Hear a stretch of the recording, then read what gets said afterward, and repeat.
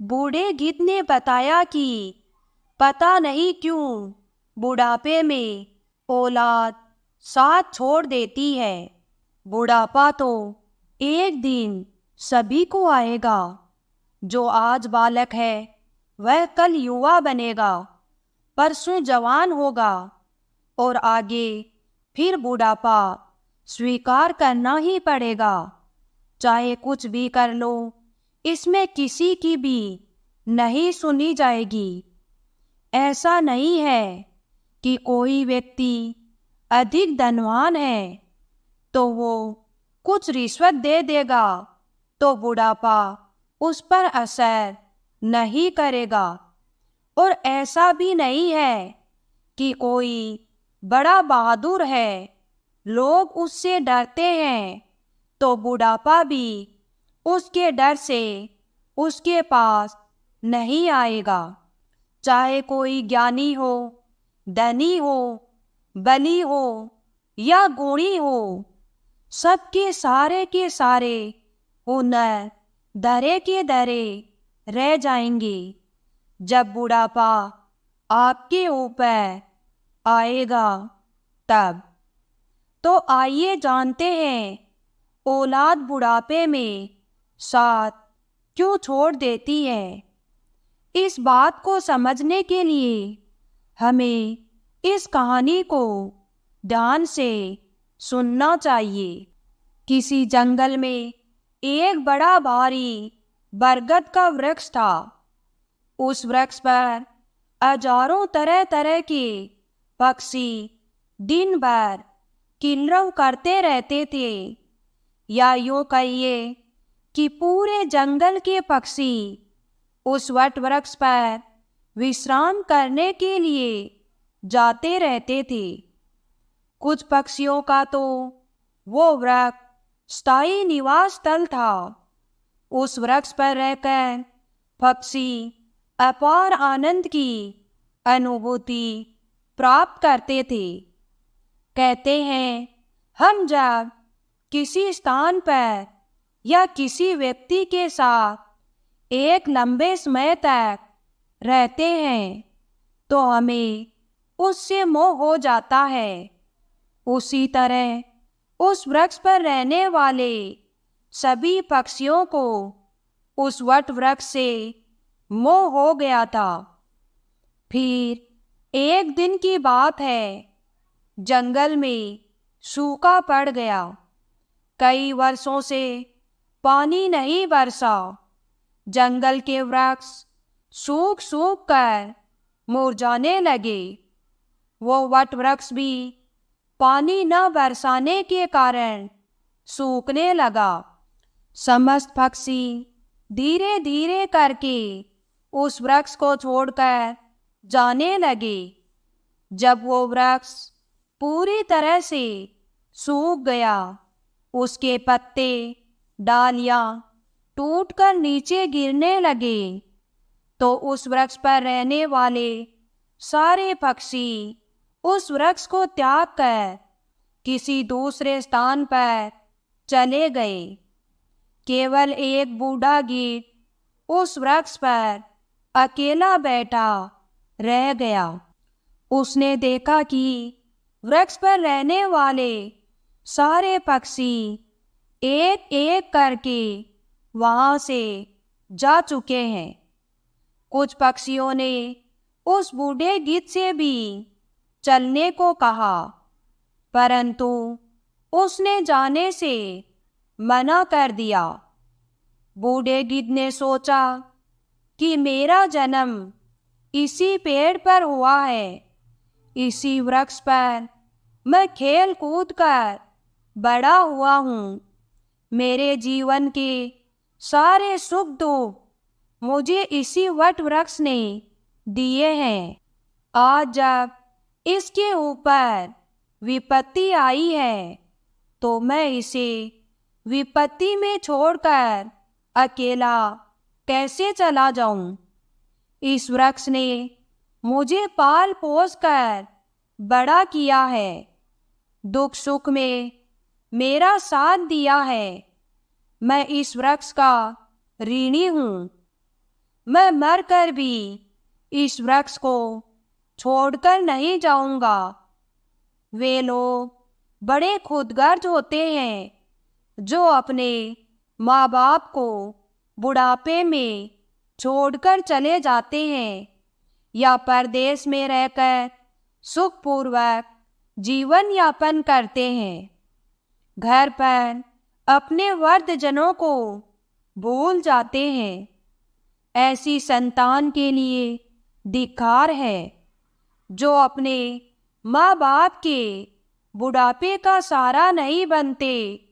सोचो, जब तुम असहाय थे तब तुम्हारे माँ बाप ने तुम्हारा साथ छोड़ा था क्या? जब तुम बीमार हुए तब भी तुम्हें कहीं छोड़कर गए थे क्या? जब तुमने किसी से झगड़ा किया और तुम संकट में पड़ गए थे तो क्या तुम्हारे माँ बाप ने तुम्हें अकेला छोड़ा था क्या? जब उनके मन में किसी अच्छी चीज को खाने की इच्छा उत्पन्न हुई थी तब उन्होंने वो चीज तुम्हें छोड़कर कभी अकेले खाई थी क्या? आज वे बूढ़े हो गए तो तुम्हें उनसे घृणा होने लगी। तुम्हारे लिए उन्होंने इतना किया, तुम उनके लिए इतना भी नहीं कर सकते कि उनके बुढ़ापे की लाठी बन जाओ। बूढ़े गिद्ध ने मरते दम तक वृक्ष का साथ न छोड़ने की कसम खाई। कुछ दिन और बीते तो वह वृक्ष बिल्कुल जर्जर हो गया। उसे दीमक काटने लगी, लेकिन गिद्ध फिर भी उसे छोड़कर नहीं गया।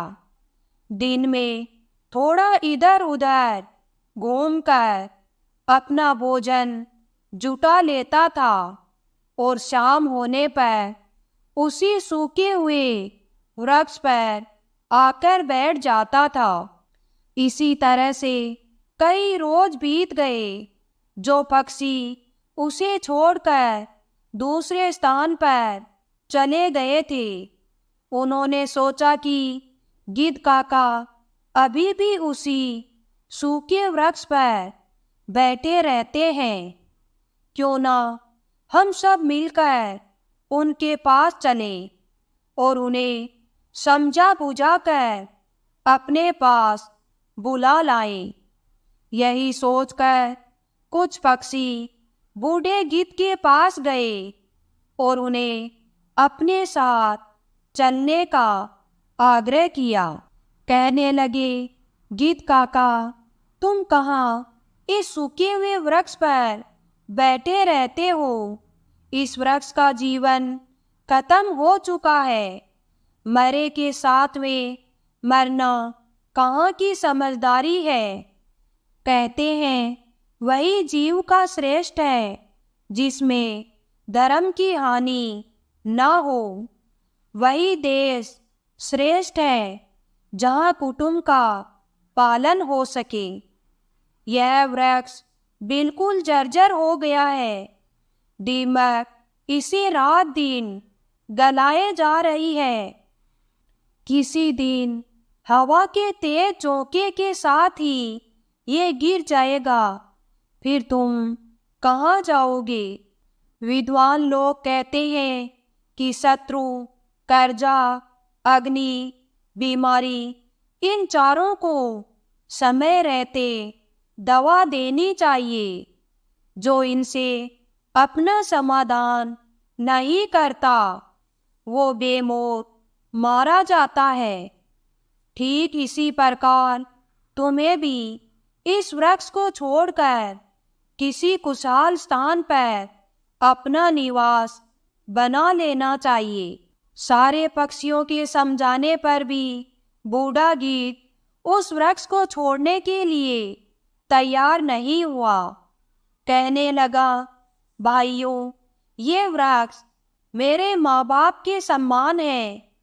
मेरे माता पिता मुझे जन्म देकर इसी वृक्ष पर मुझे छोड़कर चले गए थे। उनके जाने के बाद मैं इसी वृक्ष पर खेलकर बड़ा हुआ हूँ। जीवन के सारे सुख मैंने इसी वृक्ष पर पाए हैं। बचपन से लेकर बुढ़ापे तक का सफर मैंने इसी वृक्ष पर तय किया है। अब इस मुश्किल घड़ी में मैं इसका साथ छोड़कर कैसे चला जाऊं? ये मेरी सबसे बड़ी खुदगर्जी होगी। कहते हैं भक्त, सेवक और शरणागत, जो ये कहता हो कि मैं आपका ही हूँ, इन लोगों को संकट पड़ने पर भी नहीं छोड़ना चाहिए। जो इन्हें संकट में छोड़कर जाता है उन्हें बहुत बड़ा पाप लगता है।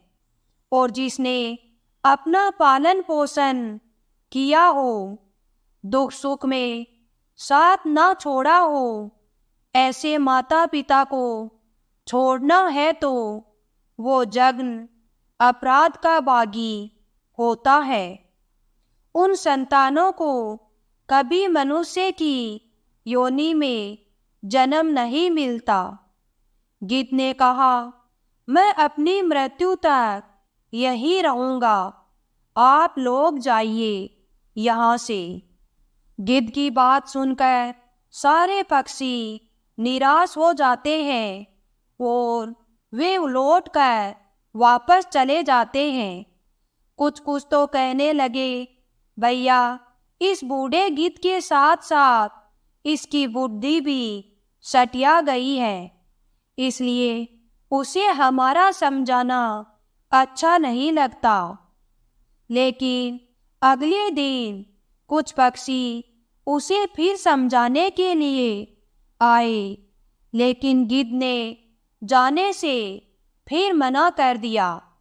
इस बार सारे पक्षी लौटकर अपने घर नहीं गए, बल्कि भगवान इंद्र के पास पहुँचे और उन्हें सारी बात बताई कि हे भगवान, हम जिस वन में रहते हैं वहाँ कई वर्षों से पानी नहीं बरसा है।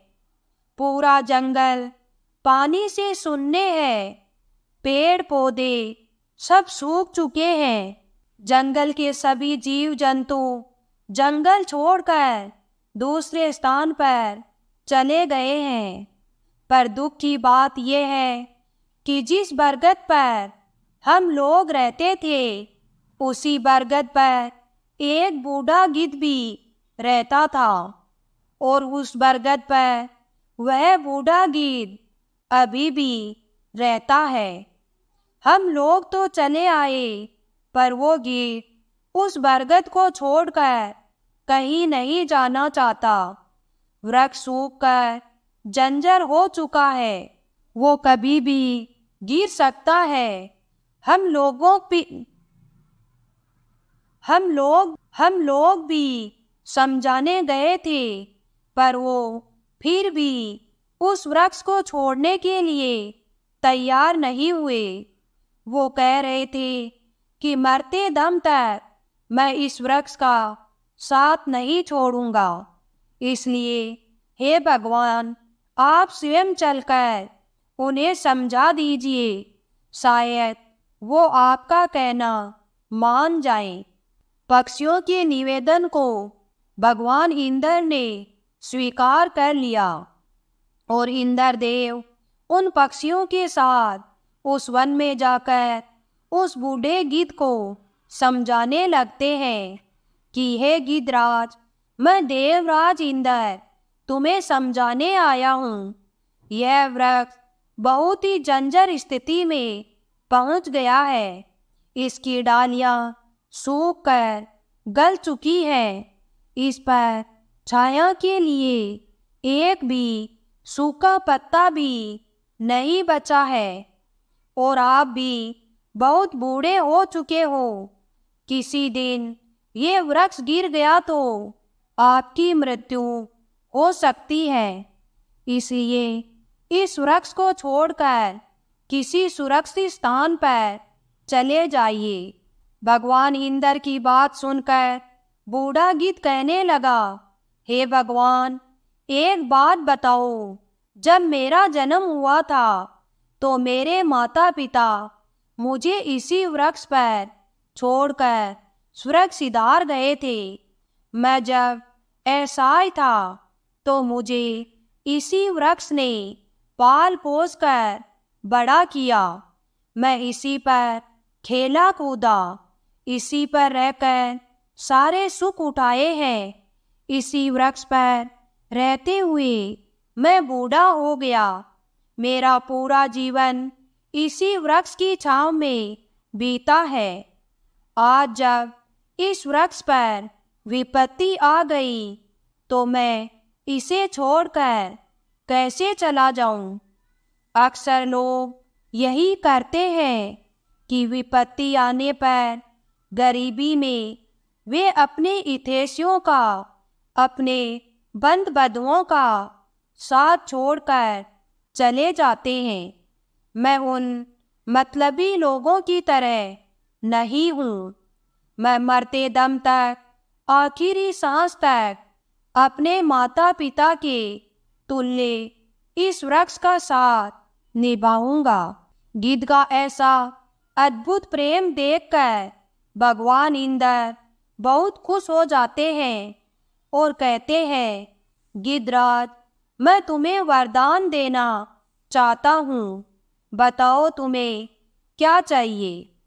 तब गिद्ध कहता है, हे भगवान, यदि देना चाहते हो तो मुझे वरदान नहीं चाहिए, इस बरगद को वरदान दे दीजिए ताकि ये हरा भरा हो जाए, इसकी आयु बढ़ जाए। मैं तो वैसे भी बूढ़ा हो चुका हूँ, थोड़े बहुत दिन का जीवन शेष बचा है। मेरे बाद इस वृक्ष की छाया में हजारों पक्षी सूखी रहेंगे। सबका भला होगा तो मुझे भी खुशी होगी। गिद्ध की बात सुनकर भगवान इंद्र ने उस वृक्ष को फिर से हरा भरा बना दिया। पूरे जंगल में पानी बरसा दिया। सारे जंगल के वृक्ष फिर से हरे भरे हो गए। जंगल के वृक्ष फिर से हरे भरे हो गए। चारों तरफ हरियाली छा गई। जो जीव जंतु, पशु पक्षी जंगल को छोड़कर चले गए थे, वे फिर से इस जंगल में लौट आए। सारे पक्षी उस बरगद पर आकर कलरव करने लगे। सब पक्षी उस बूढ़े गिद्ध की खूब सेवा करने लगे। उनके लिए भोजन, पानी सब वही लाकर देते थे। इस प्रकार गिद्ध का शेष जीवन सुखपूर्वक बीत गया। हमें भी इस कहानी से सीख लेनी चाहिए कि अपनों का बुरे वक्त में कभी साथ नहीं छोड़ना चाहिए। खासकर जिसने हमें जन्म दिया है, उस माँ का, और पालन पोषण करने वाले उस पिता का, जो आपके जीवन दाता हैं। आपको पाल पोस कर बड़ा करने में उन्होंने बहुत तकलीफ उठाई है। उनके बुढ़ापे में यदि आप सहारा नहीं बन पाए तो वो जीवन किसी काम का नहीं रहेगा।